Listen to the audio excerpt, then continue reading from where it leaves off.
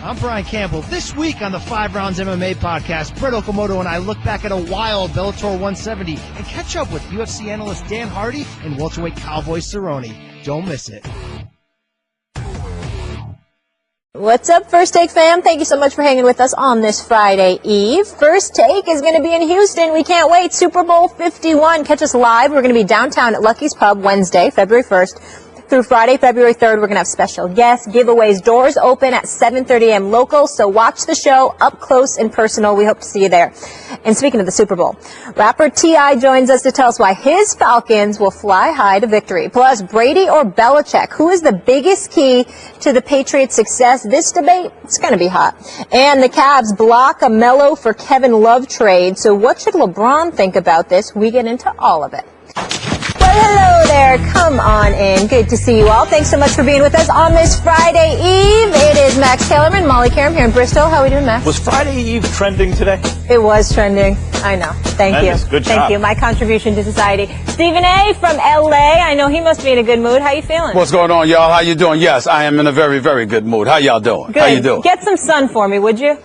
I'll do my best. All right. I'll do my best. You guys ready to do this? Always. Yes. All right, we got a lot coming up. The multi-talented T.I. Tip will join the show to talk about his Falcons in the Super Bowl. He's got to be hyped. Does he see Matt Ryan getting the best of Brady? Find out that in just a bit. But we are starting with the trade rumors that have been swirling around the association. So recently, the Knicks approached the Cavaliers to gauge their interest in swapping all-star forwards Carmelo Anthony for Kevin Love, but Cleveland said no thank you. The Knicks' thinking is that they would have to get rid of Anthony. Did they have to discuss waiving his no-trade clause, and Cleveland had shown no interest in the deal. Here's Melo and LeBron on the trade that wasn't. I really don't have a reaction to it. I mean, until management come to me and say something, then it's not something I can look forward to or feed into at this point. So I really don't have a reaction to it. I have no reaction. We got 14 guys in here. We need to be ready every night. What we got in here, we got to play. Can't play fantasy basketball. We got who we got. We got to go out and play. So the Cavs passed on Melo. Stephen A., do you think this was a wise move? I don't think it was a wise move on their part, and I want to make sure that I'm clear. I'm not casting any aspersions on Kevin Love whatsoever. He's averaging 20 and 11 on 43% shooting. He's been effective for the Cleveland Cavaliers. He's a third wheel on their squad. I think he'd be better served as at least a second wheel personally, which he obviously can't be in Cleveland with LeBron James and Kyrie Irving there. I just think it's one of those situations where you highlight and you focus in on what you're pursuing. And if you are in pursuit of a championship, then you have to pay attention to who your biggest nemesis potentially may be.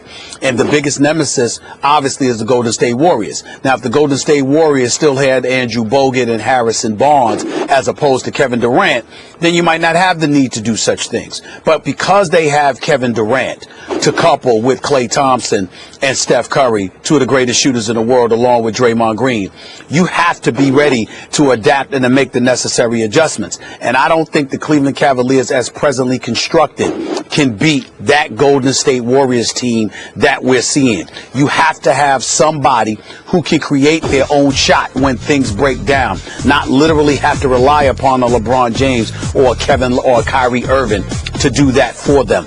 And that's what I see when I think about Kevin Love. Kevin Love can ball. He is no scrub. He's a good dude. All of those things come into consideration. But if you're LeBron James, who's been to 6 straight NBA Finals, you know what it takes to get there. And in the end, without saying so directly, what you're essentially saying is, as presently constructed, we are not good enough. We need to make an adjustment. Certainly you need a backup point guard. So that doesn't, Carmelo's potential arrival doesn't erase that need.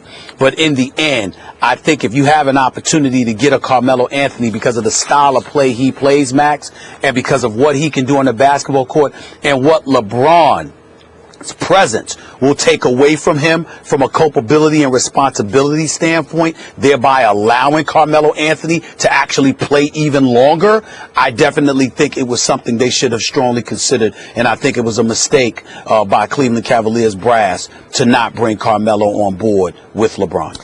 They were absolutely right in turning down the idea of this trade. Maybe what you're saying would be right, maybe, and I don't even know if that's true then, but if it was the offseason, and you had all year to integrate a piece as large as Carmelo Anthony into the fabric of the team. Look, Golden State had some issues integrating Kevin Durant into their team because a piece that large, even if it's only one, an offensive player that significant, changes the offensive dynamic of the team. And Carmelo Anthony is not on the same planet as Kevin Durant offensively. Yeah, I said it, Stephen A. Carmelo you're smoking something. Carmelo Anthony's a great ISO scorer, but ISO scorer is not offense. It's a part of offense. As an ISO scorer, Carmelo's as good as just about anyone who's ever lived at the position. But as an overall offensive player, Kevin Durant is on a completely different level than Carmelo Anthony, and Durant plays defense.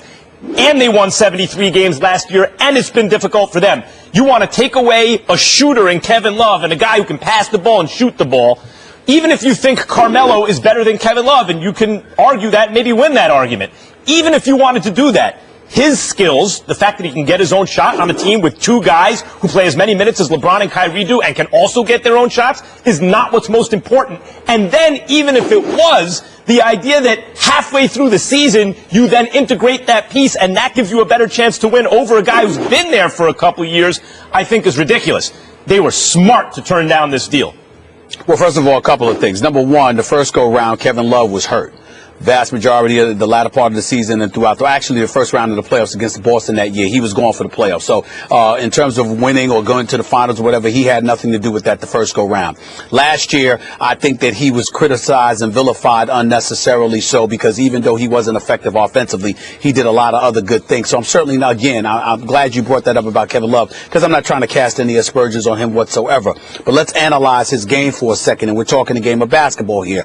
You're looking at a guy like a Kevin Love when he was in Minnesota. Yes, he could step out and pull out for the three, but he was also bigger, bulkier, and was more of a presence down low for the Minnesota Timberwolves when he was there. He was a rebounding machine, not to mention the fact that he could score in the post. That's not the role that he plays with Cleveland, primarily due to the presence of a Tristan Thompson down low, how much room he takes up in terms of what he does defensively and his activity on the offensive boards, not to mention the fact that LeBron does what he does inside and out. When you look at a Carmelo Anthony, I wasn't comparing him to Kevin Durant, but since you want to bring it up, let's be clear. I think that Kevin Durant is one of the top two players in the world. I think one can make the argument that he could close better than almost anybody. I think that he could go down ultimately as the greatest scorer in NBA history outside of Kareem Abdul-Jabbar, and I'm not even willing to rule out that he could catch Kareem Abdul-Jabbar. He's that lethal as an offensive force and obviously efficient. But let's not sit up there and poo-poo the greatness of Carmelo Anthony as a basketball player on the offensive side of the ball. You can sit there and highlight ISO all you want to. ISO, non-ISO. The dude can score spot up. He can score off the dribble. He can shoot mid-range. He can step out to the three-point line. He can hit free throws. He can post up. That's what I'm talking about. In other words, he's a huge offensive piece. He's a huge offensive piece, right? Yeah, because the kind of thing you can bring on into a team if you're trying to win a championship that year in the middle of the season, you need a defensive stopper, fine, a three-point shooter, fine, a backup point guard, fine. You want to integrate a huge offensive piece into a team trying to win a championship?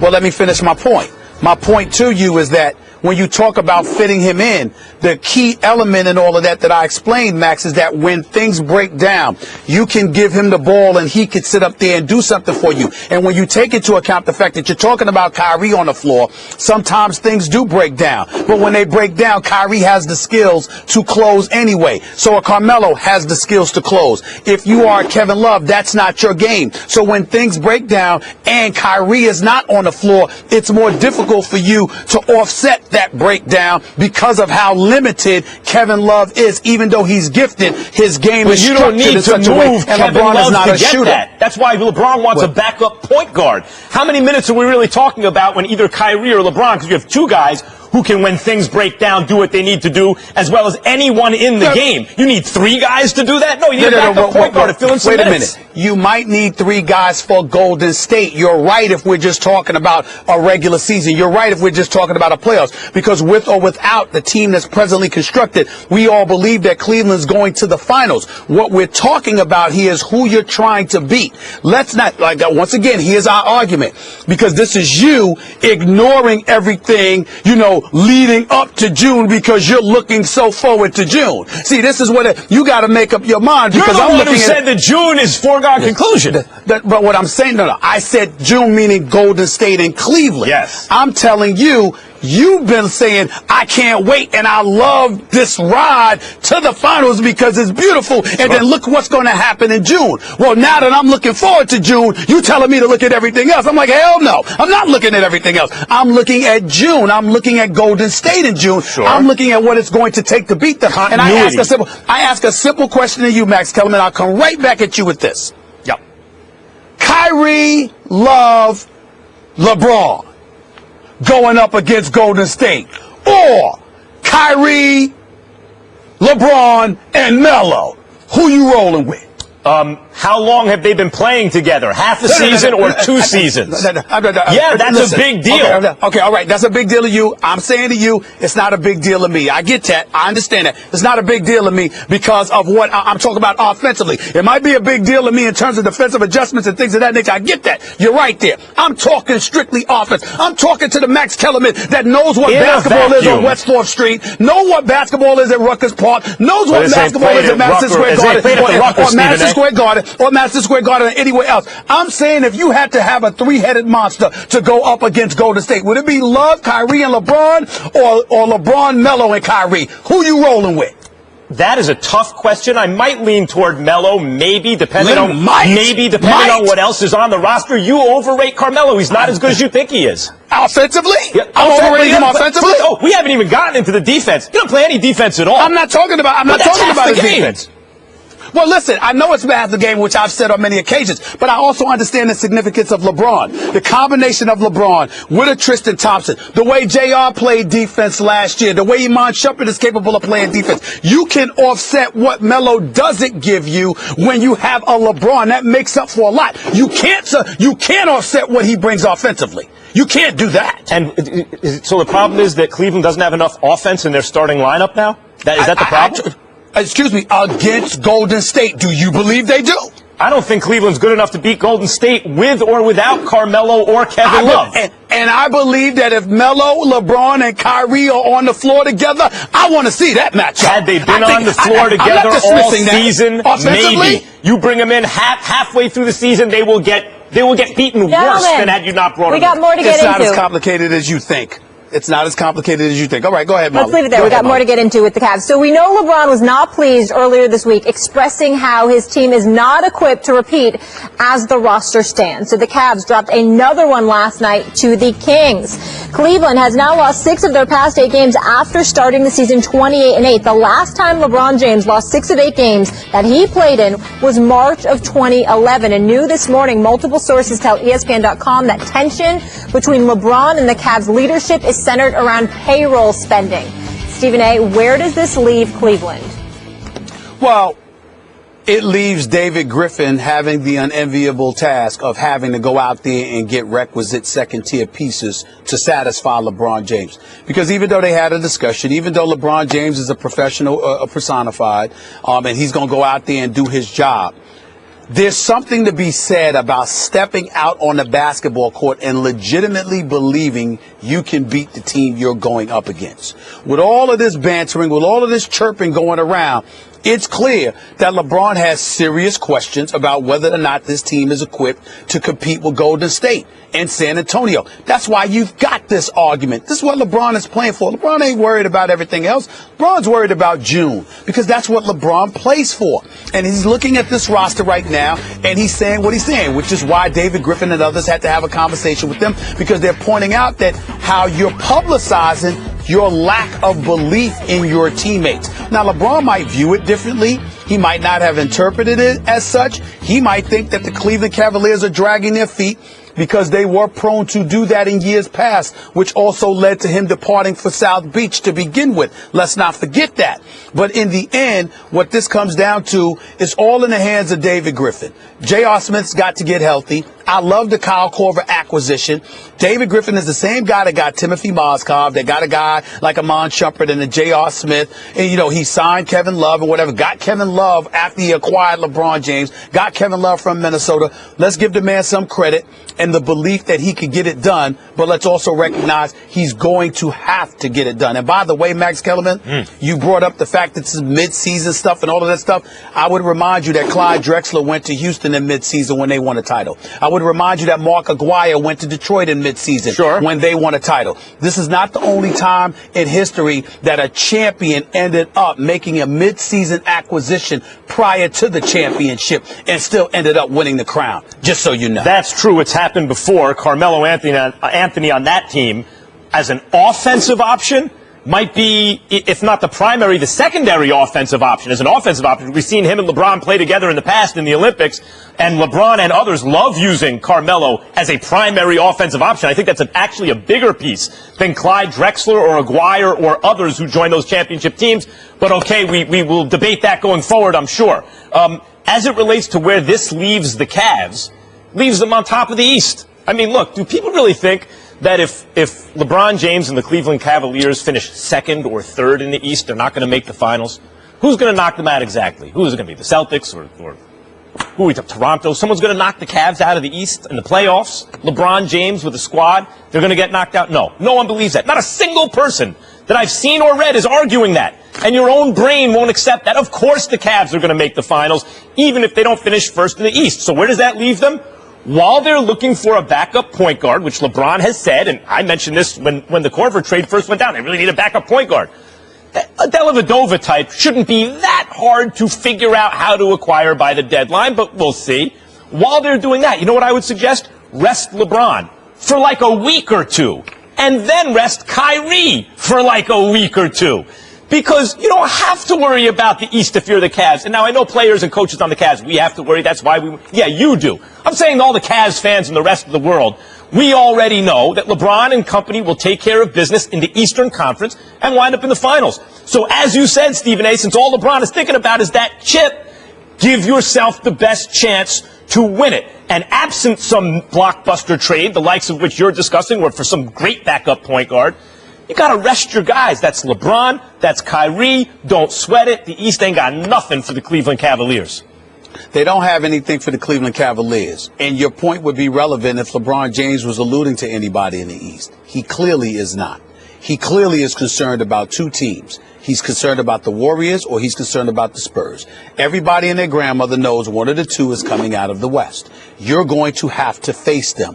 What are you going to do about that? Are we conceding that it might be the Spurs now coming out of the West? No, we're not conceding that at all. We're just saying that you have to respect them enough because they're there. They're present. They find a way to win. Whether Kawhi Leonard is playing or not, whether LaMarcus Aldridge is playing or not, whether Tony Parker is playing or not. Somehow, some way, Greg Popovich seems to come up with ways to beat everybody. That was a hell of a game last Saturday night when they beat Cleveland. That's right. On the road, and Kawhi went crazy. And he dropped 40 for the first time in his career. Playing defense.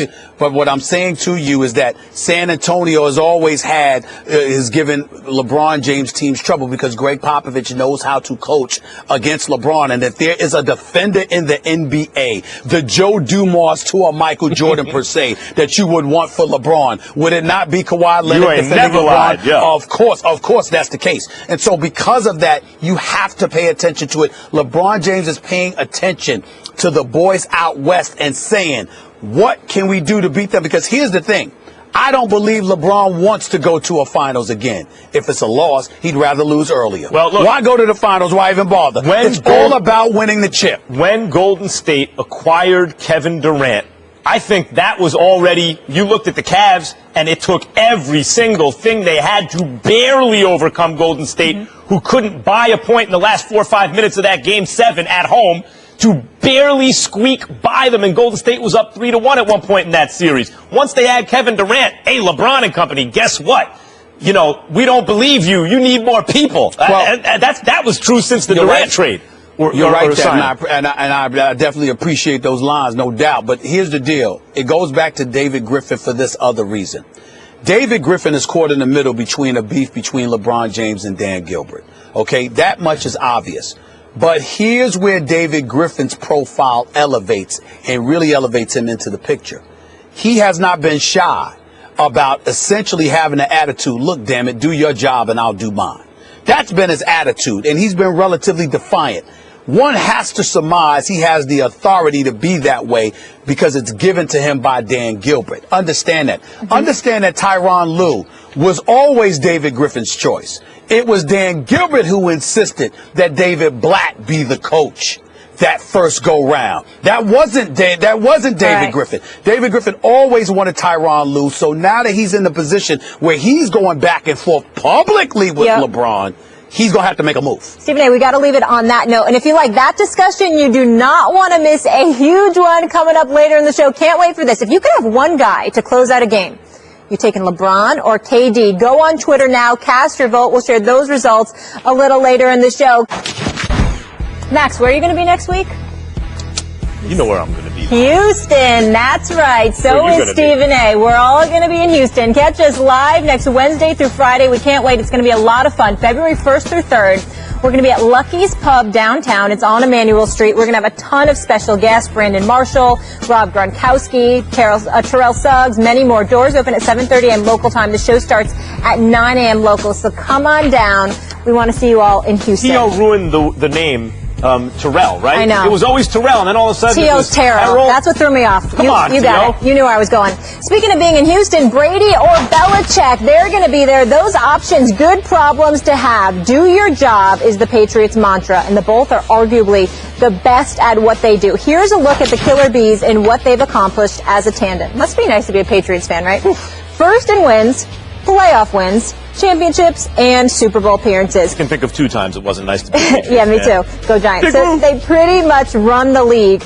Max, but the question is, if you could only have one, who are you going, Brady or Belichick? Sometimes I'm just glad that the world doesn't seem to catch up to the truth, because this is a nice paying job. I tell you what, it beats working for a living, and because people miss things that are so obvious, you just get to say it and sound smart, I guess. I don't know, it's like sabermetrics in baseball. That was easy. No one wanted to adopt it, but that's the way it was. Okay. The answer is so clearly Bill Belichick.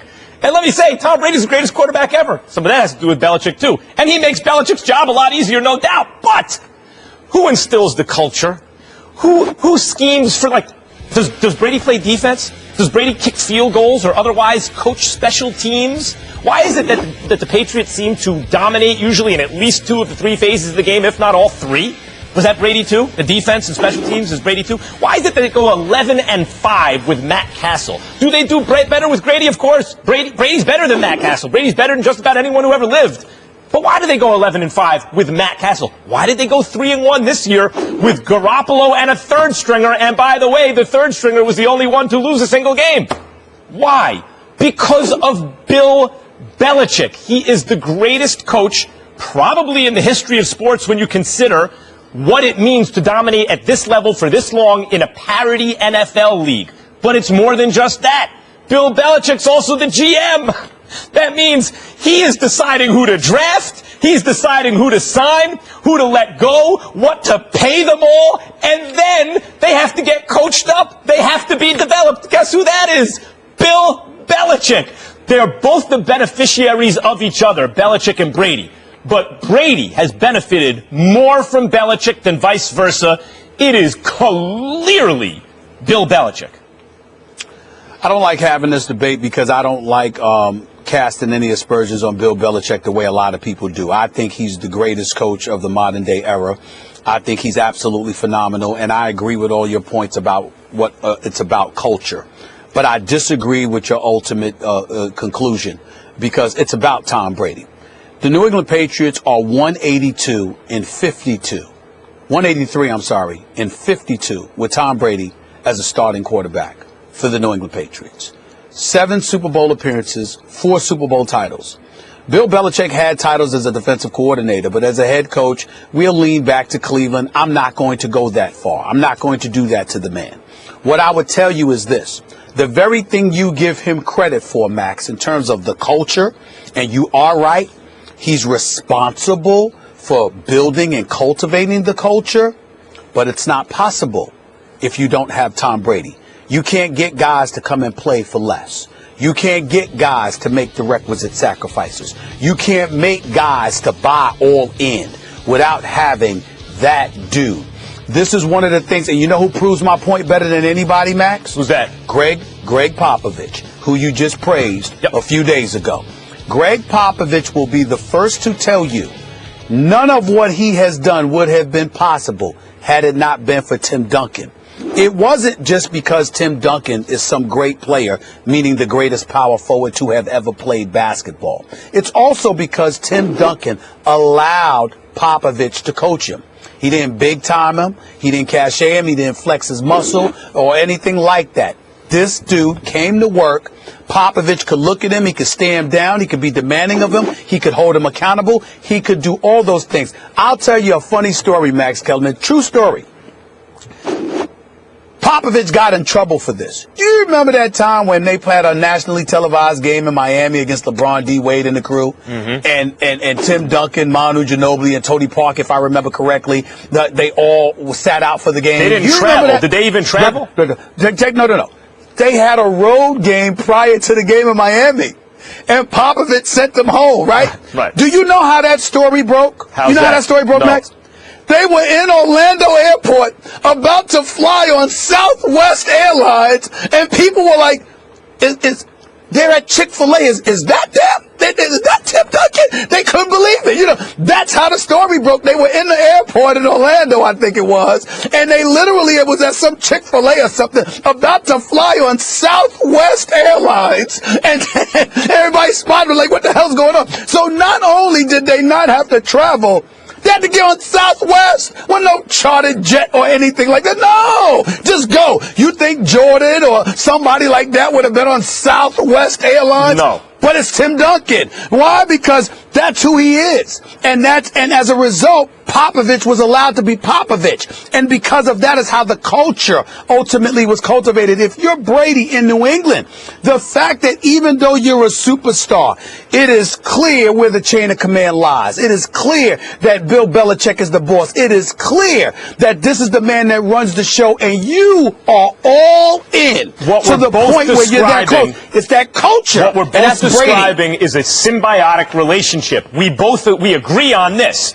They help each other, coach and player. And I'm glad you brought up Popovich and Duncan, because that is the closest approximation. That's the best analogy in another sport. Analogous relationship is Popovich and Duncan. It's symbiotic. The coach instills the culture, everything, but couldn't do it to the level, couldn't achieve to the level he achieved without that player. We even see it now with the Spurs. Without Tim Duncan, they're excellent.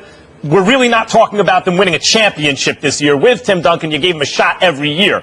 Tom Brady elevates Bill Belichick. There's no denying it. Matt Castle went at 11-5, didn't make the playoffs. Belichick did very well with Bledsoe also. Not as well as with Brady, because Brady is better than those guys and helps. He's his lieutenant, as is Tim Duncan, the lieutenant, in the locker room and on the court. And the great head coach needs that. But if you had to choose one or another, to make your franchise consistently great year in and year out, and I think this applies more to football than in basketball, where talent can sometimes overcome mediocre coaching, let's say, I would take Belichick, I would make him the head coach, and I would know that my team would be in contention every single year, in the playoffs every single year, whether or not they actually won the Super Bowl. I don't know if you could do the same thing with Brady on a bad team.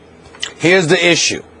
What you're missing, in my opinion, is that even though what you're saying is definitely plausible and makes sense, it's what do you have beforehand. You're basing everything that, in all your support for Bill Belichick, you're basing it on his accomplishments. I'm saying the accomplishments emanates from Brady. And because it emanates from Brady is why you have to sit up there and look at Brady. Because without Brady, we wouldn't be able to say what we've said about Bill Belichick. There's no denying that all of our points are right. And there have been times in the past where I've sat up there and said, Belichick all day, all day, all day. But as I've watched Tom Brady get older and older and still consistently keep doing what he's doing and defying all types of odds, I've had to step back and concede this brother is just on another level. And when I look at it from that perspective, I have to sit there and say, hey, it just is what it is. Bill Belichick could not have been Bill Belichick without the likes of Tom Brady. Sure, I have to concede that. You put Aaron Rodgers on the Patriots, they're favored to win the Super Bowl. Oh, no, we don't have time for this one. You put Matt Ryan on the Patriots, they're favored to win the Super Bowl. You can put a number of quarterbacks on the Patriots, they'd still be favored to win the Super Bowl. But if Brady went to another team, that team wouldn't be favored to win the Super Bowl. It's Belichick. No, Molly, the point that Max is missing is that, again, even though that may very well be true, you can say that now because of what Brady has done. He had Bledsoe. Hold on, Max. Max, I'll let you finish. My point is, you could say that about Belichick now because of what has happened. Right. Would Matt Ryan or anybody else have been able to do what Brady has done with Belichick all these years leading up to this point? It wouldn't be as much. That's the question. It would be we less. We could do a whole Brady show would have on been this. even more less we without have to Belichick. go to break. It's not called a coaches-driven league. It's called a quarterback-driven league. This is First Take, but for Antonio Brown, it's Take Two. The Steelers receiver jumps on Facebook Live for the first time since the infamous video in the Steelers locker room. Don't miss what he had to say and whether his days in the Steel City are numbered. And Roger Goodell says it would be an honor to hand the Super Bowl trophy to the man he suspended for 4 games this season. Do the guys believe him? Our good friend Damian Woody certainly isn't buying it. There's nothing you can tell me to justify you going to Atlanta back to that. He didn't want to get booed. I'm okay with that. I don't think it has anything to do with whether he wants to. You scared? You scared to face the crowd?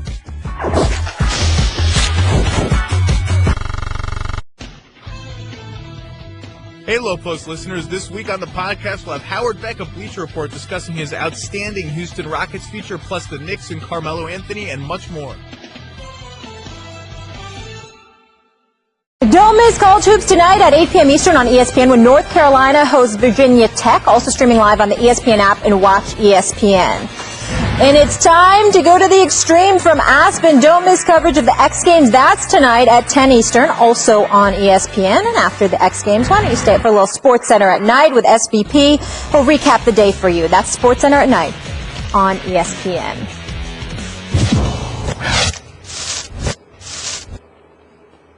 Antonio Brown received a ton of flack last week for his locker room Facebook Live. So how does he quiet the storm? By posting another Facebook Live, this time from the friendly skies. I wanted to check in with you guys and quiet the noise. There's been a lot of reports, a lot of people saying a lot of different things, but you guys know the truth. Antonio Brown in the house. Antonio Brown, jeez. We're Antonios. Sorry, Antonio. Yeah, Brown was on the mind there. A lot of famous I know Antonios he's a Super Bowl around champion. Come on, go Big Blue. How we doing? I'm good. What up, AP? Thanks for being on the show, bro. Yes, sir. Yes, sir. Stephen A., do you believe some of the Steelers don't want Antonio Brown on their team? Well, those who don't want him on their team are jealous. They're stupid. And they are not to be taken seriously. I can't imagine that anybody that's about winning and about being productive doesn't want Antonio Brown on their team. Now, make no mistake, he was wrong to do the Facebook Live post game. He apologized for that. But this guy didn't commit a crime, for crying out loud. Mike Tomlin called him out as well as he should have. He was foolish. He was inconsiderate. It was selfish. No doubt about that. He got fined for it. He got called out about it. But at the same time, this dude has missed a grand total of 1 game in 4 years. Not only does he show up to play, but he shows up, period. The best ability is availability. And this guy shows up. Last 4 years, guys, 110 receptions, 129 receptions, 136 receptions, 116 receptions. A minimum of 15 games each season. Okay? Then you got 1,499 yards, 1,698 yards, 1,834 yards, 1,284 yards. This brother is big time.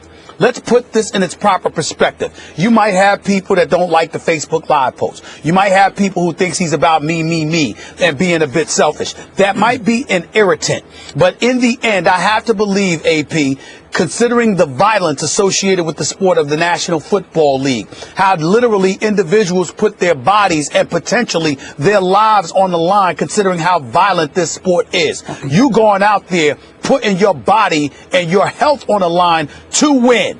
And Antonio Brown is universally recognized as one of the top 3 receivers in all of football. There is nothing to talk about here. People need to pump the brakes. Shut the hell up. And I don't want to hear anything else about Antonio Brown. He's that big time. He just needs to hone in a little bit. That's all. Hell with what they think, assuming they're stupid enough to think it. Look, you got 50-plus guys in a locker room. You're not going to have perfect unanimity about any issue. Yeah. You are going to have some guys who don't like other guys. And I'm not sourced like Stephen A. Smith, but I have heard that there are those in the Pittsburgh locker room who aren't crazy about Antonio Brown because he's a me-first guy. And that's the case with a lot of receivers throughout the history of the league. They're the prima donnas. They're the divas because they're the home run hitters, right? Like, and so they have quirky personalities sometimes. Sometimes they're me-first guys, and the question is, can they toe the line?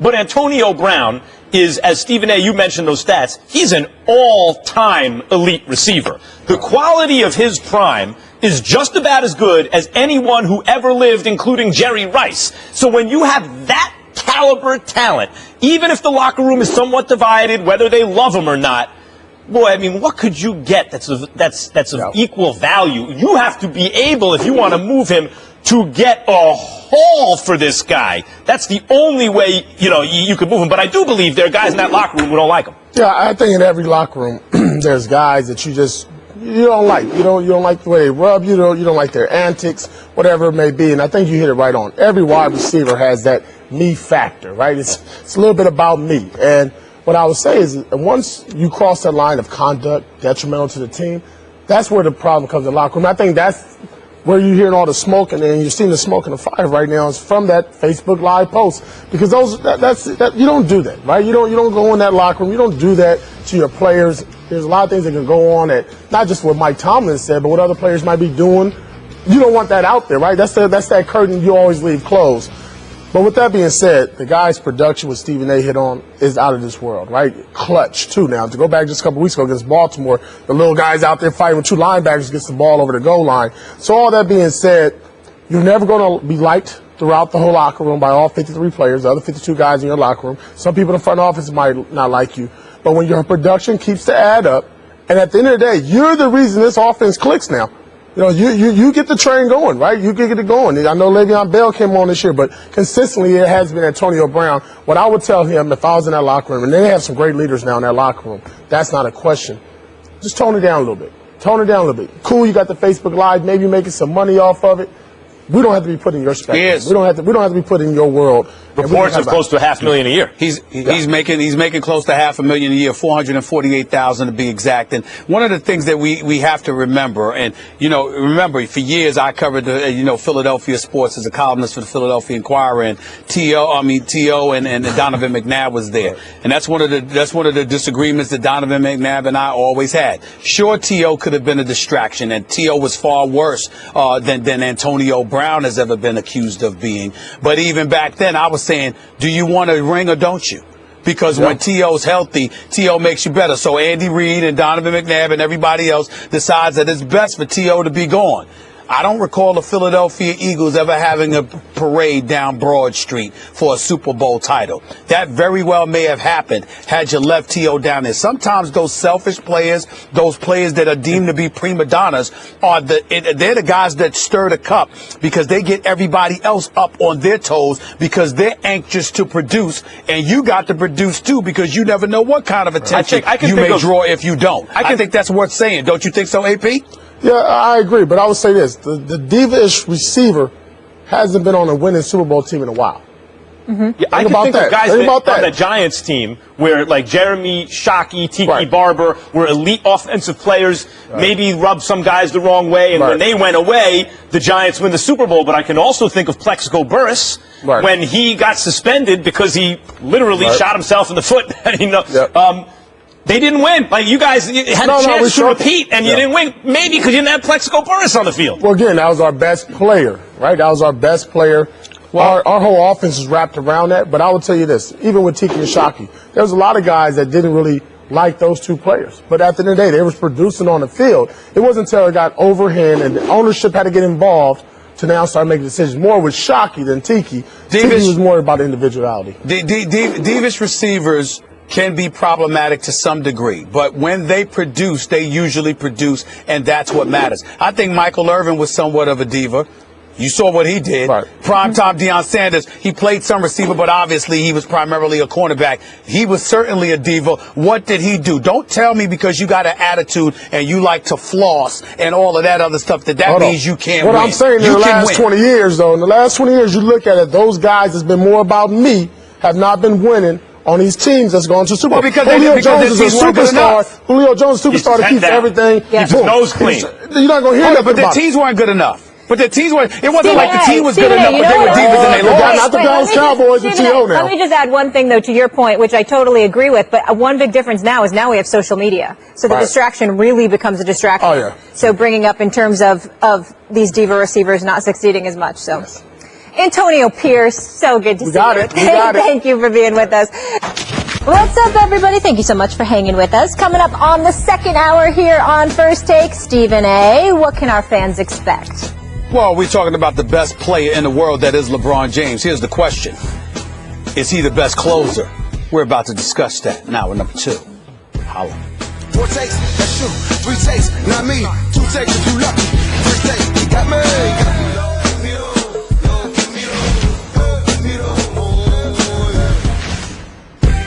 So, the NFL commissioner said on The Herd with Colin Cowherd that handing the trophy to Tom Brady post-Deflategate, it wouldn't be awkward.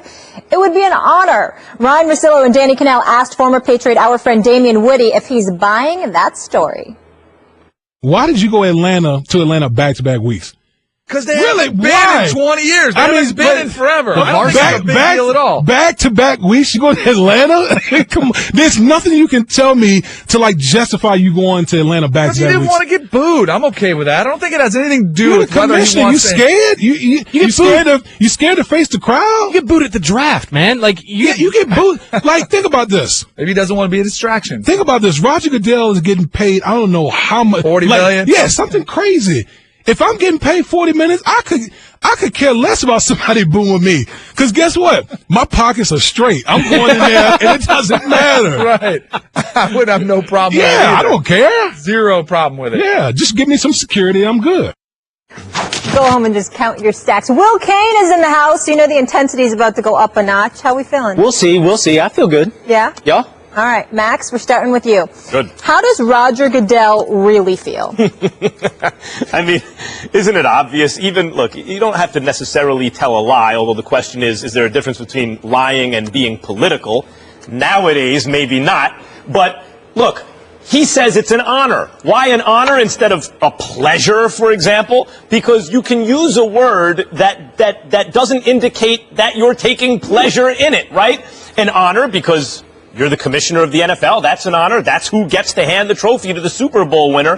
So you're not technically lying, but maybe you're also betraying the fact that, of course, you don't want to hand the trophy to the team in the city, in the region, that has been killing you since Deflategate. Duh. I mean, even when there were pictures of, Peyton Manning watching Eli win his second Super Bowl, in the media we talked, do you think Peyton really feels good about this? And everyone admitted, well, look, on some level, there's got to be sibling rivalry. He's got to be rooting against it on some level. And that's his little brother. You think Roger Goodell really feels good about that if you had to give him the trophy? Hell no. I love your passion. Stephen A. The man. Go to the man. Go ahead, Will. Well, my only bone to pick, perhaps, with Max would be the idea that somehow lying and being political has become the same thing nowadays. Right. I think especially nowadays. I think since the first Greeks got together and decided persuasion would be the way that they would settle some arguments, lying and being political were pretty much overlapping. Alternative facts takes it to a new level, Will. Look, man, nowadays nowadays it's all new, right? But I do agree with you about Roger Goodell. I mean, if you don't listen to his actions, if you don't want to listen to his words, he hasn't shown up to New England in 2 weeks, gone to Atlanta 2 straight weeks, skipped New England for the kickoff game in 2015. It's not like it just started happening. They started avoiding New England. But that being said, look, I think Roger Goodell probably feels like he already won this battle. Now, while Patriots fans and the organization may feel like this is the culmination of the event, for Roger Goodell, it's kind of like the fifth quarter. He won in court where he wanted to win, And this is all sort of extra. But for the Patriots, no. This is the culmination. This is the fight. And I can imagine there'll be nothing sweeter for Robert Kraft and Tom Brady and Bill Belichick than that moment that could happen when Goodell has to hand that trophy over. Mm-hmm. Well, Goodell is smart. He's adroit in regards to the fact that, hey, here's the deal. You want to say what he said because you don't want to give Joe Public the impression that you're going to have a hard time handing the trophy to Tom Brady, who you essentially smeared in the eyes of a lot of people in the Foxborough, New England area and all of that other stuff. But the reality is that if you're Roger Goodell, again, you don't want to do this. One of the beauties of being a reporter is that you know a lot of people in terms of your contemporaries in this business, and you have a lot of contacts, whether it's in the league office or Players Association's office or anything like that. And I can't tell you how many people text me in the minutes after the Denver Broncos beat the New England Patriots in the AFC Championship game last year, telling me Roger Goodell was incredibly relieved that the New England Patriots lost that game because he did not want to have to deal with New England in the Super Bowl in the midst of Deflategate and all of that other stuff going on. And so there's no doubt in my mind that it's something that he would prefer not to have to do. It's evidenced by the fact that he hasn't shown up at Foxborough since 2014. All of those things are true. But in the end, at the same time, it's not in his best interest to say that, to publicize that. Me personally, I just think that to him, the sad part about it all is that it wasn't really about deflated footballs in the end. The beef with Tom Brady is that you were challenging the authority of the Shield and the commissioner bestowed upon him by the collective bargaining agreement. Yeah. And that was something that he wanted to make sure that you could not compromise. Look, and unfortunately, a lot of people, it's about deflated football. I agree with this is the fifth quarter, Will. This is Goodell's already won, right? So why should he care about this? But obviously he does because he's avoiding New England, right? By everyone's Maybe he's just scared about his safety in Boston. I don't even think it's that. But if you asked him this, Max, if you said, would you rather have won in court or if the price of winning in court was forcing to hand over this trophy, he'd probably take that. I want to take that a step further. Do you think Tom Brady would have rather cleared his name and won in court or win the Super Bowl? Super Bowl. Look, Goodell won where he needed to win. So why is he avoiding New England? Do you watch Silicon Valley? Anyone watch Silicon Valley on HBO? No. Well, there are these two Silicon Valley giants battling each other, and one of them is wasting money on billboards going at the other one. And everyone thinks it's a waste of money, but in fact, it does drive the other guy crazy, right? Like, the egos get wrapped up. Billboards don't bother me. The egos get wrapped up in it, and Goodell doesn't want a giant billboard in his face saying, ha ha, we won the Super Bowl. That really bothers him. It's funny you bring up Silicon Valley because to me, what this reminds me of is the ultimate Northeastern blue blood rivalry or blue blood fight. I would imagine for most of us watching, whatever moment, and we don't want to ignore the Atlanta Falcons here, but assuming the New England Patriots win that Super Bowl, for this argument at least, that moment of the trophy presentation is going to be largely anticlimactic because this has been the most passive-aggressive, avoiding contact fight you've ever seen in your life. It's like these rich people in the Northeast that sit over a dinner table and have the slightest little disagreements, and the way you get somebody back is to give them side eyes. Or could you believe that, Roger? Could you believe that breach of etiquette that he had? This is not Roger Goodell and Robert Kraft. What will happen will be he'll hand the trophy over. Bill Belichick will not look him in the eye. He'll act like the trophy is a piece of junk and pass it on. Tom Brady will be perfect. He's gonna look him in the eye. Has he ever looked at him? Another Super Bowl, Roger. How do you feel about that? First of all, understand something. At this point, in regards to Deflategate, nobody cares about Bill Belichick's reaction. Nobody cares about Robert Kraft's reaction. All eyes are going to be on whatever interaction, if there is any, between Tom Brady and Roger Goodell. Now, the Tom Brady that we know, who's class personified and does everything he can not to make headlines outside of what transpires on the field of play. Will he be that same individual? You got to remember, at one point in time, he came across as an individual that was willing to go as high as to the Supreme Court to fight on behalf of his name. He clearly is an individual who feels smeared. Jay Feely, who's doing fabulous work at CBS, has been a guest on this show on many occasions. He's a former kicker. He's a representative for the NFLPA. He was a representative for years. this guy is also an individual that is very close to Tom Brady and spoke about how irate he was. So if whatever we think we know about Tom Brady, we may not know what's going to happen in terms of how he reacts. If he were to win the Super Bowl, he might be somebody that insists that the trophy is presented to him instead of Robert Kraft. That insists that Roger Goodell communicate with him. I'm not saying it's going to happen because I don't know. What I'm saying is based on what they described of Tom Brady, we don't know what we're going to get from him because he's never been in a position where he felt directly smeared by Roger Goodell. And that's where it gets interesting. That is where it's interesting, Stephen A. And I think we do know what we'll get. Tom Brady will let his actions on the field speak for him.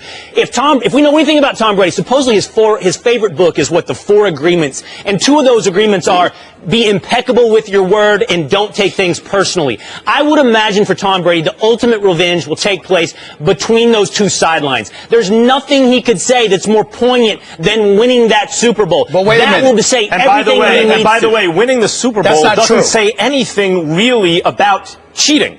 Other than we can win without cheating, but we knew that because when they caught them with the footballs, they still crushed the Colts. So I don't know how one is related to the other. Here's how it's related to one. Here's how one is related to the other. If you're asking Tom Brady to speak directly about it, no, he probably is not going to do that. If you're asking him to excoriate Roger Goodell and therefore adding more fuel to the whole Deflategate scandal, no, he may not go that far. But at that moment of interaction between the two, assuming that option presents itself, in that moment, there is no doubt. And like you just pointed out, Will, don't take things personally. There's no question that Tom Brady took this personally. And he should have if he believes that he is completely innocent. If you believe you're completely innocent, his mantra, how can you not? So there's no question that he took it personally. And by virtue of the fact that he took it personally, it's very, very difficult to predict because, again, you're going to go out on the field, you'll win the Super Bowl. But it wasn't about that. It's really about Roger Goodell. This is what you tried to do to me.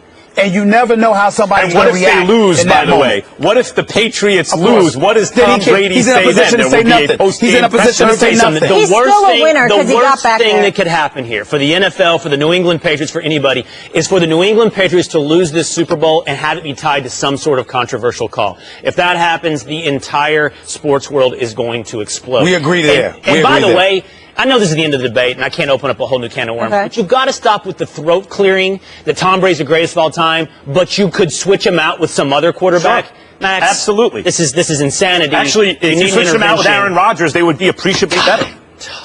Because Aaron Rodgers is clearly better. We're going to have an intervention here. You can come back another day, and we'll do that debate for the 800th time. Just make sure that intervention occurs without me, because I'm tired of arguing with Max about that, Will. Okay. I second that. Do it without me. It's so easy being right when everyone else is so wrong. Can we continue on, because there's more I want to get Let's into? Do it. Okay, thank you. Or it's easier believing you're right when you almost never are. You should tell me about that. You must be an expert in that category. I am an expert. I'm an expert in a lot of different things, as this show displays every day. But let's move on. Thank you. So if it happened, TMZ seems to always get a picture of it. TMZ spotted Roger Goodell and Patriots owner Robert Kraft leaving Rockefeller Center in New York, and Kraft had a smile on his face while talking to Goodell. This coming days after the commissioner chose not to attend the NFC Championship game instead of going to New England for the AFC Championship game. As Stephen A. alluded to, he's now avoided New England since 2014. Now, Stephen A., we know that Robert Kraft is one of the most powerful owners in the NFL. What do you make of his relationship with Goodell? It's definitely good because business is good, and that's Robert Kraft's bottom line. As much as he loves the Patriots and what have you, he is about the business of the NFL and making sure that the NFL prospers. And he knows that Roger Goodell has facilitated that. I've spoken to Robert Kraft on several occasions. I had the pleasure of interviewing him last year on my radio show. I revered the man personally. I got a lot of love for him, and I know that as much as he loves the Patriots and he owns this team, he is about what's in the best interest of the game, even when he disagrees with the decision, which is why he initially said, let it go away, came out and regretted it on behalf of Tom Brady, but still made sure that his relationship with Roger Goodell is intact because he knows Roger Goodell has proven to be good for business with NFL owners. Robert Kraft is 1/32nd Roger Goodell's boss. So, you know, as long as Goodell has the money coming in by the billions, Kraft is going to be happy with Goodell. Yeah, let me get this straight. A billionaire might be able to get over personal animosities, petty slights, and small relationship problems in the long-term interest of his pocket. Get out. A billionaire can do that? Get out of here.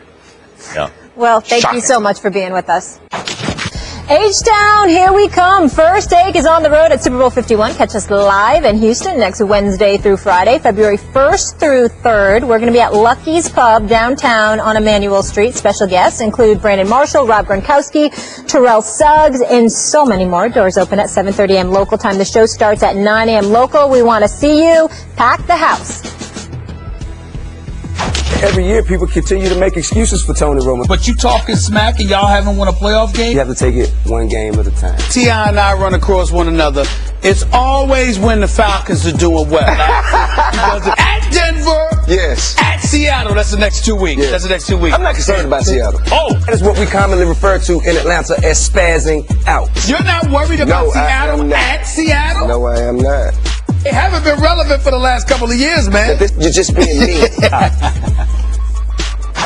Who's laughing now? Well, we certainly had our fair share of good times with our next guest. He's the multi-talented rapper and actor here on behalf of his new EP, Us or Else. We welcome back friend of the show and huge Falcons fan, T.I. Tip, thank you so much for being with us this morning. What's going on, guys? Y'all got Steven to come in today? He's here. You know, it's good to see you, T.I. It's good to see you because it's hard. It's been hard the last 3 years. They're 4-12, 6-10, 8-8. I see you sparingly. I hear from you sparingly. But they about to go to the Super Bowl. Here you are. You're unbelievable, bro. You're unbelievable. Now, one thing we know about me, man, I have never been hard to find. That's true. That's true. That's true, bro. That's true. Let's go. Let's go. Tip, your Falcons advancing to the franchise's second Super Bowl. How about it? But seriously, how confident are you that they can bring home the Lombardi against Bill Belichick, Tom Brady, and those Patriots? We're extremely confident. See, that's why I chose my wardrobe very carefully for you today. I'm channeling my inner prime time because we not only are going to win this thing, but we're going to do it in style. You understand that? So I'm going to let you know that right now. High stepping in the end zone, the strong way, not the wrong way. Remember, we said it right here first. Tip, you look at the Falcons, and Julio Jones is out of his mind, right? But you know that Belichick is going to try to take that away because he always tries to take away the thing you do best. Sanu and Gabriel and these guys, good enough to get it done? Well, I mean, I don't think that anybody is going to have an easy road giving Belichick and Tom Brady 2 weeks to prepare for any defense or any offense in this league. However, I don't think that they can't isolate all of our weapons. We have Mohamed Sanu. We have the best running tandem in the league. And as you said, man, Julio is playing just above any standard that anyone could expect for any human being to be playing on. So I don't think that they'll be able to isolate as many weapons as we have. You know, it's interesting because, you know, anytime you're talking about the Atlanta Falcons, I have to take it with a grain of salt because I obviously have to question your level of objectivity when it comes to this stuff. Of course you do, because you're a hater. I got to message you here. But let me ask you this question because as I look at this team right here, I want you to help me out with something here. I see Poole, I see Alfred in your secondary, along with Neal and Ricardo Allen. I hear you talking about this offense. There's no doubt in what a monster your offense is with Matt Ryan, with Coleman and Freeman in the backfield, with Julio Jones, the stud, the best receiver in football as far as I'm concerned. I know what he is, but I don't hear you talking about your defense in the secondary going up against Tom Brady. Why have you avoided that subject, T.I.? Could you explain that? Well, in the secondary, we have what we call a team effort. You know, everybody, as long as they're attacking the ball, that's all we need. Now, we do have my man Beasley, who had the most sacks in the NFL. We can't talk about the pass rush, if that's what you would like to do, if you want to speak on defense. If that's what you want to do. Let's speak on defense, because I look at it like this, Tip, and you tell me how you see it. The Falcons' offense versus the Patriots' defense. I think the Falcons' offense is even better than the Patriots' defense is excellent, right? But then you flip it around. The Patriots' offense versus the Falcons defense. Isn't there a bigger gap there than the other way around? Doesn't that favor the Patriots? Well, I mean, every team is going to have strengths and weaknesses, and what we have to do is work together collectively so we can compensate for these weaknesses and enhance the strengths. So we're going to have to keep some pressure on Brady, and the pass rush is going to have to be phenomenal so the secondary won't have to work as hard. And that's what we've been able to do all season, what got us here, and that's what we're going to continue to do. T.I., when the hell did you run for office and not tell us? I mean, are you listening to your comments here? You got to be kidding me. I mean, are you serious? You know, and the good thing is, if we were listening to you, Stephen, we would never even made it past the Seahawks. You know what I'm saying? So if we had to depend on your word to get us here, we wouldn't be here. Wait a minute. I questioned you during the regular season. I picked you to beat Seattle in the playoffs. I picked you to beat the Packers. So I saw how you just conveniently forgot that part. You know what? That week during the regular season when we went to Seattle, the Seahawks didn't beat us that week. The refs did. So let's just be clear about that. What was the final score? Did y'all walk out of that arena? Did you leave Seattle with a loss? Yes or no? I believe I was right. So let's get back. Let's get back to brass tacks. Hey, we left out with a loss to the refs. You know, the officials beat us that game, but we came back and put the exclamation point on it. Tomato. I don't want to hear that stuff. Last time I checked, the officials are going to be at this game, too. So, again, I'm going to ask you a question. What is this defense going to do against Tom Brady? I heard that eloquent answer that you threw out there about how there's strengths and weaknesses. How's your defense going to stop Tom Brady? Yes, how are they going to do that? They're going to the pass rush is going to keep pressure on him. And anybody knows this about Tom. He doesn't play well on his back. Okay, how about this? Just as a Falcons fan, the stories leading up to this game, the story of the NFL this year is Brady and Deflategate versus Goodell, and will he have to hand him the trophy? And Belichick and Brady are the greatest tandem ever, the greatest coach, the greatest quarterback, and et cetera, et cetera. As a Falcons fan, how does that feel that the whole story of the Super Bowl seems to be about the other team? As I said, man, we've been playing from the underdog seat the whole season. Nobody expected us to be here. And if we had to worry about other people's validation, we would not be headed to Houston right now. We're not really worried about that. And I mean, for us, for us as fans and as a city, it's about preparing to support our team, man. And one thing we can relieve them of is worrying about whether or not Goodell will have to hand over the Lombardi trophy to Belichick, because he's going to be handing it over to us that night, because we're going to win. We're going to come home with the W. So y'all can rest assured on that. I'm going to come back with you on this. I'm going to give you your props in this regard. When we think about the city of Atlanta, the ATL, you understand what I'm saying? I mean, those of us, we love the ATL. Here's the deal. When you look at Atlanta, we see a lot of fans migrating there. You've been a consistent fan of this team for many, many years. You've never shied away from that. I give you a lot of props for that. I'm kind of surprised at the fan base the Falcons seem to have built. How did all of that come about? Because even over the last 3 years when they've been subpar, the fan base has been relatively impressive. I've been surprised by that. Have you? Well, I mean, I think, man, in the city, throughout the organization and in the city as a whole, we built the theme of brotherhood, you know, and that's everybody doing their part, whether you're a fan, whether you're Matt Ryan or Julio Jones or whoever it is, or the coach or whatever, the executive staff. Everybody in brotherhood does their part, and I think that's what's, you know, been able to contribute to our success. And you got to be thirsty for a chip, because the city of Atlanta, as many championships as you've played in, baseball, the Braves, etc., haven't won too many. The Braves got one. Not the Hawks, not the Falcons. I mean, you guys got to be thirsty down there. Well, you know what, man? I tell you like this. We just hungry enough to come in there and take it away from the person everybody expected to win it. Well, you gonna be there. I mean, you gonna be on the sideline. You gonna be in a suite. Absolutely. I mean, where you gonna be at, man? Where are you gonna be at?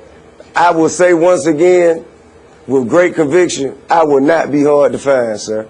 Okay. Tip, you mentioned Matt Ryan. You think he deserves the MVP this year? Absolutely, without question. I don't think anybody's been able to do with the team that he has, and you know, the consistency that they played with and the diversity. I think that I don't think in the history of the league anyone has ever scored more touchdowns with more people on one team. You know what I mean? I think that he's really been able to spread out his offensive package and show a diversified side for the Falcons. Well, I just want you to know I'm so surprised at your answer. I'm so shocked. I mean, I expected you to say anything different than what you just said. But I will say this to you. If the Atlanta Falcons lose this game, I will be looking for you after the game. I'm telling you that right now. I'm telling you that right now. Hey, listen. There's no problem, okay? We already prepared for all the hate that you are meaninglessly looking to cast on us. We ain't worried about that. We know we're not gonna give you the satisfaction. We're gonna walk right on out there, and guess what? I won't even look for you if we win. I'm gonna do it with dignity, class, and grace. I ain't gonna play like you, okay? I ain't gonna play like you.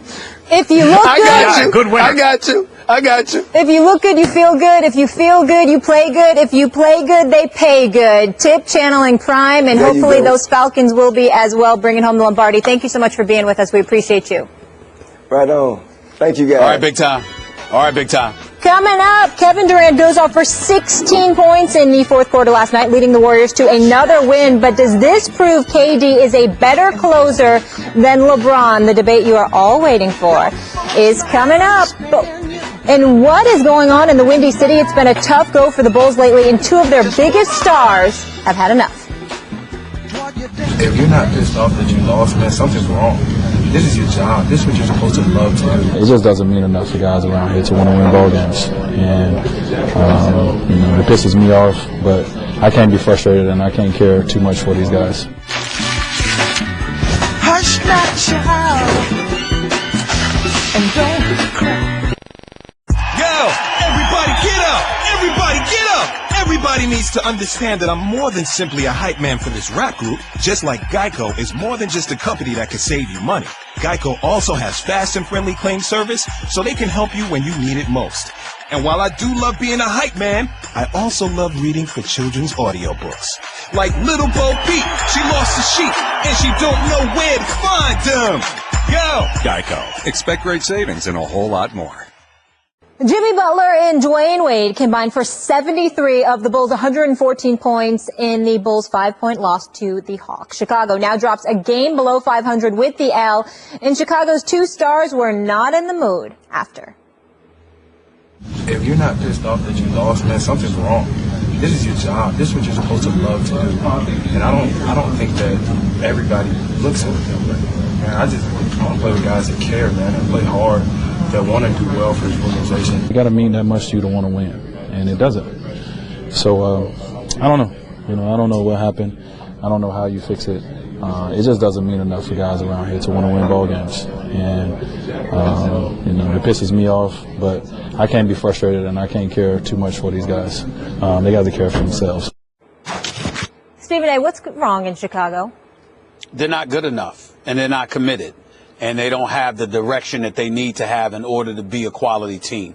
Everybody knows that I know Dwayne Wade pretty well. We haven't spoken about this particular incident in question, but when he decided to go to the Chicago Bulls, he and I had a discussion because I said, what the hell are you going there for? I know it's your hometown. If you're going to leave Miami, you want to go home to play because you're from Chicago. I get that. But all they have is Jimmy Butler. He swore they had more. They don't. And the reason why they don't is because they pushed Tom Thibodeau out the door. John Paxson is the executive for the basketball operations. Gar Forman is the general manager. I am not here to question their competency in terms of basketball. I am here saying that they allowed their personal feelings to get in the way of their professional judgment as it pertains to the game of basketball, because clearly Tom Thibodeau has no business being gone from Chicago in favor of Fred Hoiberg. Now, to be clear, if you recall, Max Kellerman, Jimmy Butler saying what he said, which was marching in lockstep with Dwayne Wade, those two clearly are on the same page. I'm here to tell you that Jimmy Butler said the same thing last year. If you recall, he called out the coach, Fred Hoiberg, at the time, literally said that the coach needs to step up and hold guys accountable. It's a travesty that that was not being done. Well, what are they saying now?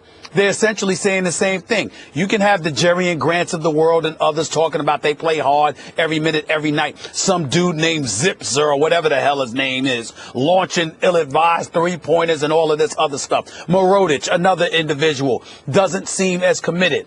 But to me, it goes back to the passive Fred Hoiberg, which ultimately forces you to go back to Paxson and Gar Forman. Why? Because nobody's questioning the basketball acumen of Fred Hoiberg, who was coaching at Iowa. But the bottom line is that he comes across as too passive, hesitant, if not fearful, to get in anybody's face and hold them accountable. And this is the guy that Gar Forman and Paxson wanted.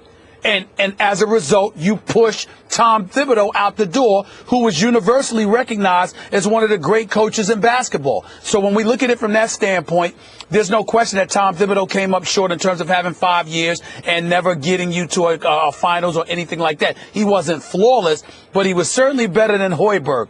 Everybody could see that except Paxson and Foreman, who didn't appear to care because their priority was their relationship or lack thereof with Tom Thibodeau, as opposed to looking at the fact that you need a quality coach up in there to lead this franchise. And that is why they're suffering now, along with the players not being held accountable. And that leads on Hoiberg. And that's why Dwayne Wade and Jimmy Butler have spoken up the way that they have. What happened to the Chicago Bulls? This, number one, is an easy one. Derrick Rose got hurt. I mean, that was the guy that they were supposed to build around, and justifiably. He was Rookie of the Year, MVP, when he was like 12 years old, even though LeBron deserved it that year as usual. But still, Rose was playing on an incredibly high level. And the next year before the injury, I thought he was playing as more of a point guard, really, understanding the position even better than when he won the MVP. Then he gets hurt. And he never gets back to what he was. And the Bulls, at that moment, had a choice to make. Do we scrap this whole thing and rebuild? That was the correct choice. Or do we try to make something up on the fly here? And they didn't want to go through the process of stinking for several years again. And so they decided to try to do it on the fly. And one of the guys you bring in is Rajon Rondo. Mistake. Rondo, was a brilliant player once upon a time, simply does not shoot well enough, nor get to the free throw line, to be successful in the modern NBA. I said it was a mistake at the time. I didn't think he was very good last year with the Kings. He's been terrible this year, and everyone who said, no, Rondo's good, have been proven wrong. Not good. And that was a mistake. And the team has not been put together properly because they wanted to just try to see if they could make something work instead of rebuild. Now, the next thing. Thibodeau, you bring up, Stephen A. I'm not as high on Thibodeau as many. I understand the frustration eventually. Look, he played the players too many minutes in the regular season. They were playing kind of with too high a motor at times. I thought they were burnt out by the playoffs, although truth be told, they probably weren't good enough because they didn't have either you have LeBron James or you don't in the East especially. And so those who said, no, you're going to be happy you have Thibodeau, don't get rid of him, kind of like Schottenheimer once upon a time, or maybe like Marvin Lewis, Stephen A. He at least makes the playoffs every year. You might get kind of sick and tired of that, but you have more success than many. Sure enough, Thibodeau leaves, it falls apart. The people who said, no, you believe me, you like Thibodeau, wait until he's gone, have been proven also right so far. It did fall apart. They are lacking intensity. And that's what happened to the Chicago Bulls. Rose gets hurt. They refused to rebuild. They brought in old veterans who weren't good enough anymore to pair with Jimmy Butler, to put together with Jimmy Butler. And then they got rid of a successful coach whose intensity made that team probably better than it had a right to be. You're wrong. And here's why you're wrong. Because all of those points you made are totally irrelevant to the conversation in question. The conversation in question as it pertains to Jimmy Butler and Dwayne Wade calling out players. All of those things you said have nothing to do with them saying these guys aren't working hard. They don't seem to care. You didn't hear me talk about Thibodeau? That is different. What I'm saying to you is that those guys bringing that up, that don't have anything to do with Derrick Rose getting hurt. Yeah, that's the genesis of everything, actually. Not at all. Not at all. Because there's plenty of guys. Dwayne Wade has been on average teams before. Jimmy Butler has been on average teams before. You've heard them complain about a lack of productivity. You've never heard them call out teammates' effort. Well, Thibodeau is no longer the coach. He made sure guys played with intensity. You don't need Thibodeau to be the coach in order to have a coach that demands effort. See, efficiency and productivity is one thing, but effort is another. Hoiberg Directly Hoiberg seems to be so passive that nobody fears accountability. That's a different problem. Sure. He's not Thibodeau. I get it. Not everyone is intense like that. But another thing doesn't have to be Thibodeau. When people saw this combination, Dwayne Wade, Jimmy Butler, Rajon Rondo, most people in basketball raised their eyebrows and said, how's that going to work? Now, I was one of the people who thought, you know what? This is going to be interesting at least. Maybe it somehow does work. No, it doesn't. Conventional wisdom was right about this. That was a terrible combination. It's demoralizing to the team, to the players, to the franchise, and to the city. It didn't work because they ain't good enough anymore. I mean, that's the big thing here. No, it isn't. We got to agree to disagree, guys, because we got to keep it moving. Don't miss college hoops tonight at 8 p.m. Eastern on ESPN when North Carolina hosts Virginia Tech. Also streaming live on the ESPN app and Watch ESPN. And it's time to go to the extreme from Aspen. Don't miss coverage of the X Games. That's tonight at 10 Eastern on ESPN. The fans come to see, they want to see something spectacular. That's what it's all about. Showtime! Oh, no! Insanity. It's electric. Oh, my goodness! It's high flying. That was sick, wicked, nasty! Everybody goes crazy. Half amazing. Vince Carter, you are amazing! Here is Vince Carter with his first shot! Let's go home! Let's go home, ladies and gentlemen! Goodness gracious! I've never seen that before. Half man, half amazing! Wow! What an explosive play! Vinsanity reigns supreme. You just had a touch of Vinsanity. Insane. That never gets old. We want to wish a very happy 40th birthday to Vince Carter, the oldest active player in the NBA. Stephen A., what would you like to say to Vince? Happy birthday to him, one of the better people in professional sports that you'll ever meet. He's a really, really good guy.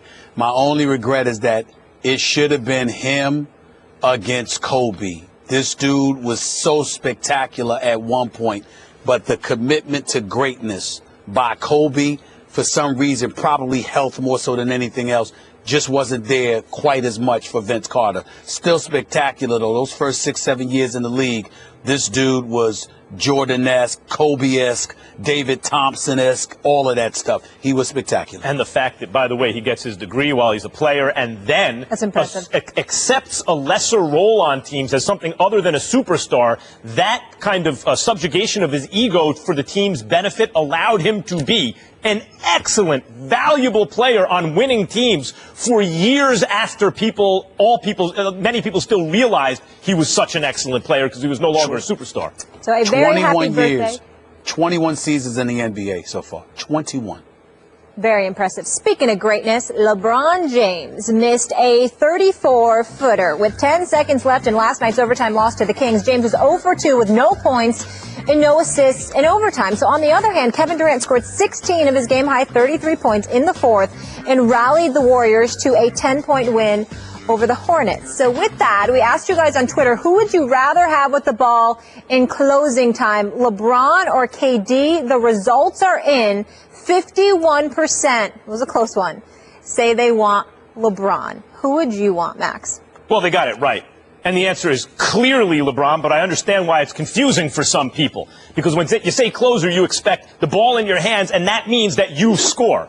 Now, in this year's finals, Kevin Durant will probably have the ball in his hands, and he'll probably score, and they'll probably win. That doesn't make him a better closer than LeBron James. The real definition to me of a closer is who makes his team better in those moments. Whether it's by shooting the ball, passing the ball, setting a screen, playing defense, blocking a shot, getting to the free throw line with a jacked up wrist and hitting one to ice the game. Stephen A., if only there was a perfect test case, a perfect one, where we could compare LeBron and Kevin Durant and see who's the better closer. Oh, there is? You and I saw each other there in Game 7 of the Western Conference Finals and of the Finals. Both Kevin Durant and LeBron James were in the exact same position, playing the same position against the same team. The greatest ever regular season 73-win Golden State Warriors team on the road at Golden State. Game 7, waning minutes, one possession game. Kevin Durant could have been the closer. He was not. His team lost. LeBron James had a chance to be the closer. Yes, Kyrie Irving also balled. There are other players involved. Of course, that's part of LeBron James' genius and excellence as a closer. get the ball to the hot hand, do what you have to do. But it was LeBron James's block. It was icing the free throw at the line. It was his influence on his team that allowed them in the same exact predicament, one possession game, closing minutes, fourth quarter, on the road against the exact same team in the same arena. LeBron James got it done because he's the one you want closing the game out, and that's why he is the reigning NBA champion. The person that closed the game was Kyrie Irving with that big-time three. That's number one. Number two, here's the reason that I disagree with your premise. We all know that LeBron James is the best player in the world because he brings the total package in terms of his ability to pass the ball, defend, all of these other stuff. I don't know if anybody's noticing, I can't believe I'm saying this, Kevin Durant can defend too.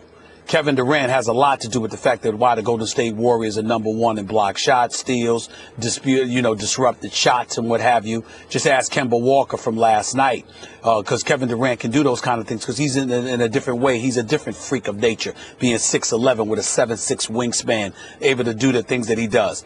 But really where you and I part ways, Max, in terms of disagreeing, it's really not, even though it can be debated, it's really about what a closer is. When I think closer, and I certainly you have a right to believe what you want about what a closer should be. But me personally, when I think about a closer, I think about the ball is in your hands. Who has the better opportunity of making a shot? Who can I rely on to be a better marksman under pressure? And I flow with Kevin Durant. Now, to be fair to LeBron James' numbers in the fourth quarter, not just this season, but in his career, is better than that of Kevin Durant per se. I get that. But from a skilled perspective, in terms of my comfort level, I'm not just looking at the fact that both of them are high percentage shooters from the field. I'm looking at the fact that Kevin Durant's primary shooting prowess comes from the perimeter. LeBron goes to the hole. I'm thinking about that. Then I have to think about your free throws. Kevin Durant is a career 88% shooter from the free throw line. LeBron is at 74%. LeBron is not reliable from the free throw line. He has made clutch free throws on many, many occasions, and he deserves credit for that. But he's also missed in the clutch on occasions as well. He's not a reliable free throw shooter the way Kevin Durant is money from the free throw line. From the three-point line, Kevin Durant's a better shooter than LeBron. And obviously because of his height and his length, he can get shots off. Now, LeBron has graduated to a point where he's more aggressive than he used to be. And Kevin Durant still has to get to that point because we know that he wasn't in Game 6 and we know that he wasn't in Game 7 last year. So your point is accurate. But for me, when I think closing, Max, I think about your skill set and what your skill set allows you to do. I think that LeBron is a spotty shooter. I consider Kevin Durant a marksman. And because he's a marksman, not just from the perimeter, but also from the free throw line, and the fact that he has a 6'11" frame with a 7'6" wingspan that he could get a shot off against anybody, I would say to you, I believe that last night was indicative. LeBron James launches an ill-advised three-point shot that flails off. Kevin Durant scores 16 in the fourth quarter. KD, it's just one example. KD He's just a better shooter. Is a better pure scorer than LeBron. KD always has a shot available. That's the only thing I'm saying. That's the only thing I'm saying. Especially in the regular season, in the finals, in the playoffs, give me LeBron, even under those circumstances. But Kevin Durant, if by closer we mean the analogy is baseball, he's Mariano Rivera in the sense that with a lead, you need a guy to hit a shot to ice the game, or a guy is wide open, you need him to score. You might be able to argue Durant because he's a better scorer. Again, under pressure, I'd still prefer LeBron. But I think it's much more than that. Look, in these finals coming up, and let's go all the way to June, we can fast forward, we know what's going to happen. Kevin Durant has guys like Steph Curry on his team, a superstar who will set off-ball screens. He has Draymond Green sucking the defense out. The big has to come out because they can play 5 out. He has Klay Thompson, where if the best option is to let Klay Thompson shoot, which it might be on this Warriors team, and Klay gets hot. After all, he's scored 37 points in a quarter before in his career. Durant, therefore, gets less attention. He'll be wide open. He will be the beneficiary of the team he's on. And in that sense, like a closer in baseball, you already have the lead. Fine, yes, he can score more, and Golden State's likely to win anyway. By closer, what I mean is who gives your team the best chance to win under pressure at the end of the game. If you have LeBron James on your team, that unit will function at its highest, most optimal possible level because LeBron James is on the floor. Give me that guy. That's not true, because first of all, when they won the championship in Miami over the Spurs, that was Ray Allen that came to the rescue. LeBron showed up in Game 7. Who got the rebound? Let me finish. Chris Bosh. Oh, that's true. But Bosh LeBron James showed up in Game 7, but that Game 6, Ray Allen saved the day. Last year, he had key blocks. He showed up big defensively. He did some things. But Guys, Kyrie closed. Shooters close. I can rely on shooters. That's just me. Get the rebound. That's a good point. All right, sorry to cut you off. Don't you want to see Max and Stephen A. in person? Road trip. We're going to be at Super Bowl 51. Catch us live in Houston next Wednesday through Friday, February 1st through 3rd. We're going to be at Lucky's Pub downtown on Emmanuel Street. We're going to have a ton of special guests. Rob Gronkowski, Brandon Marshall, T. Sizzle. Doors open at 7:30. Be there. Pack the house. We want to see you in Houston. You are so disrespectful. He is going to fall off a cliff. Shut the hell up. That's not even close to my best. They're wrong. And I don't give a damn that they agree with me or not. All right, I've already told you how to fix Thursday night football. Time to fix another problem for the NFL, the Pro Bowl. It's terrible. A bunch of guys forced to play in a game in which the only goal is to not get hurt. Everybody loves being selected, but nobody wants to go. How do I know that? To get guys to go, they moved the game from far away Hawaii to closer by Florida. Except not Miami, Orlando. Another swing and miss, NFL. By the way, are we still having Deion Sanders and Michael Irvin pick the teams? So let's fix it. Let's eradicate this annual empty weekend we're about to suffer. First, put the game in the Super Bowl city at the Super Bowl stadium if possible. Duh! The whole world is going to that city. Give those people something like football, something to see. That's easy. Number two, make the Pro Bowl something like football. Turn the Pro Bowl into the first and most awesome college all-star game. That's right, college players. Want to see every guy your team might pick in the draft? They're all playing in the Pro Bowl. It's still called the Pro Bowl because all the guys who want to be in the pros will be there. And if you're a sports media outlet which pays some attention to the NFL draft, welcome to the kickoff of Kiper McShay season. Year-round football now has an opening day, the week before the Super Bowl. But Max, no NFL guys. What about the honor? What about the contract bonuses? Relax. You still select the Pro Bowl team, just like always. But don't reward these guys with more work. Fly all the Pro Bowlers to the Super Bowl city. Have a huge party in their honor on Saturday night before the Pro Bowl game on Sunday. What's that? An incredible star-studded party that even the guys playing in the Super Bowl can attend? Thank me very much. I've just created yet another hot ticket for you, NFL. You're welcome. Max, that was brilliant. Thanks so much for listening to the podcast. Catch First Take weekdays, 10 a.m. Eastern, 7 a.m. Pacific on ESPN. Have a great day. We'll see you all tomorrow. It's an ACC showdown on Big Monday. Duke travels to South Bend to face Notre Dame. Coverage begins Monday at 6:30 Eastern on ESPN and on ESPN Radio. Are you kidding? Presented by O'Reilly Auto Parts.